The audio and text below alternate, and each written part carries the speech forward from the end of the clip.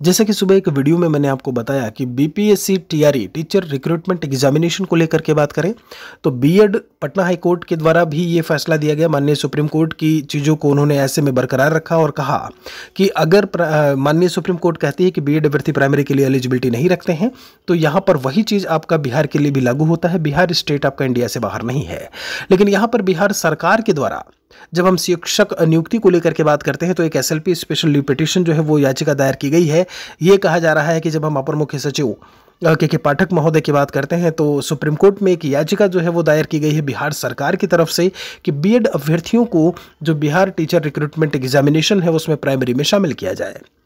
इसके पहले अगर हम छत्तीसगढ़ को लेकर के बात करें तो वहां पर नियुक्ति पत्र भी जो है वो दे दिया गया बीएड अभ्यर्थियों को। जो माननीय सुप्रीम कोर्ट का फैसला है उसको दरकिनार करके एक चीज ये भी थी कि वहां पर वो जो नियुक्ति है वो अस्थायी तौर पर है। ये बात उनके जो नियुक्ति पत्र है उसमें मेंशन किया गया है।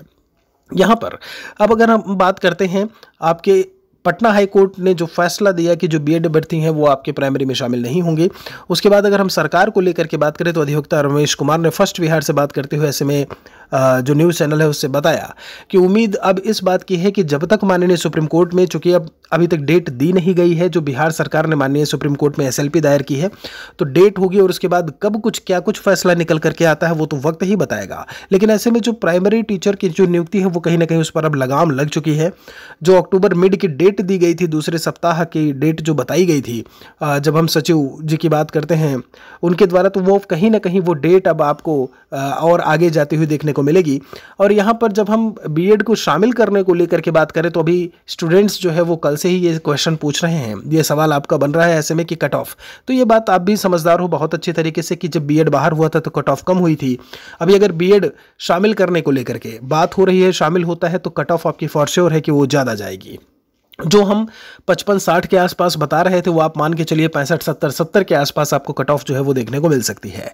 देखिए स्टेट गवर्नमेंट जो है दांव पेच करने की अगर हम बात करें, अपने वोट बैंक को लेकर के बात करें तो बहुत सारे रास्ते हैं जो वहाँ अपना सकती है। लेकिन यहाँ पर माननीय सुप्रीम कोर्ट की बात है और सुप्रीम कोर्ट कहीं ना कहीं इसके पहले भी एक अपने जजमेंट में बता चुका है कि भाई आपके यहाँ भी ये चीज़ें जो है वो लागू होती हैं। पटना हाई कोर्ट के द्वारा भी ये बात कही गई, लेकिन अभी बिहार गवर्नमेंट फिर से एक बार माननीय सुप्रीम कोर्ट में पहुंची है।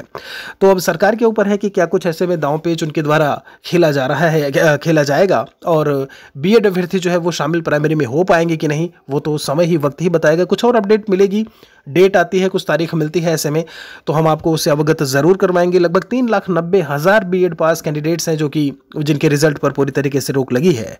कोई और सवाल है आपका तो कमेंट सेक्शन में लिखिएगा। बहुत बहुत शुक्रिया आप सभी का। मिलते हैं एक और वीडियो के साथ में।